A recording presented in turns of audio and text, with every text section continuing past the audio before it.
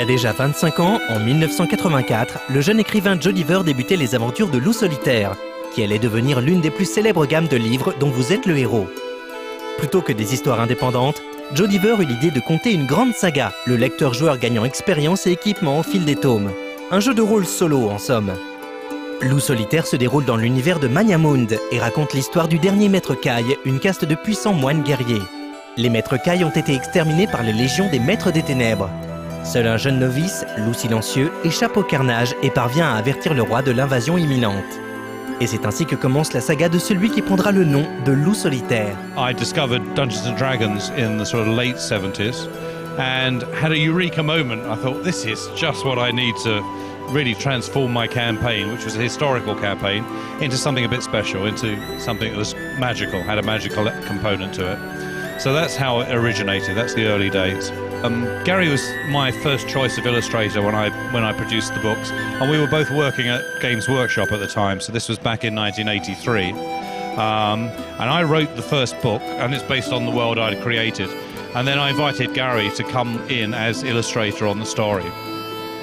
So although I wrote all of the books, Gary did all of the early illustrations, and that's how we worked. I would write the book, I would give it to Gary, he would do the illustrations, and I'd get on and write the next book.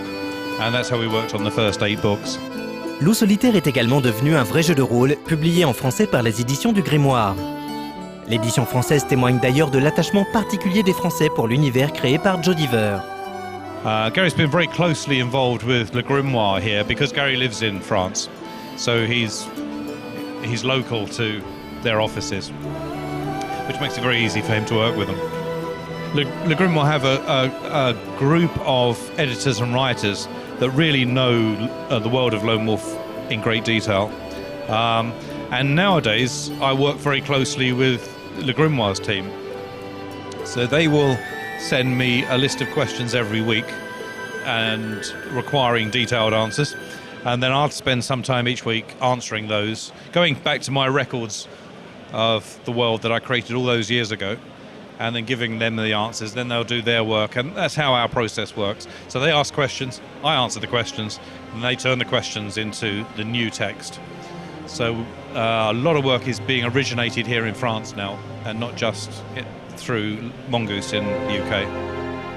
Mais en dehors de son travail d'écrivain, Joe DEVER a également été game designer pour plusieurs jeux vidéo. Ground Control 2, De sang-froid ou encore Killzone. Un travail qui n'est pas si différent de l'écriture d'un livre-jeu.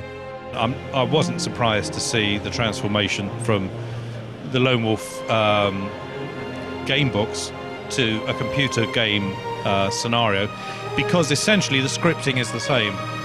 And the scripting that I've done a lot of computer game work since 1996 as well, design work, and essentially it's the same process. You're giving directions to the player, you're telling the player what's happening to them. So you're creating the environment that the player then has a lot of choices that they can make, so you can see the similarities. Ce n'était donc qu'une question de temps avant que les aventures de Loup solitaire ne séduisent les développeurs de jeux vidéo. Évidemment, Joe DEVER lui-même participa à l'aventure, mais des complications imprévues faillirent bien mettre un terme prématuré au projet. The Lone Wolf video game started about 2.5 years ago. The production company was based in Singapore. And I was commissioned to act as lead designer on the role. Now, the job of a lead designer typically is very similar to the role of a scriptwriter in a film. So the idea is you've got to come up with the vision of the finished game, and then write the necessary documents for the art department and for the programming department to do their job. So I'm very familiar with this process, and I've done a lot of computer games work since 1996, and on some pretty well-known titles like Killzone, for instance. So I'm very familiar with the process of computer games design, and obviously a first choice to do the game that I wrote in the early days anyway. And then in March of this year there were financial problems. The financial backers couldn't basically complete the financing of the film. They'd been hit very badly during the current recession.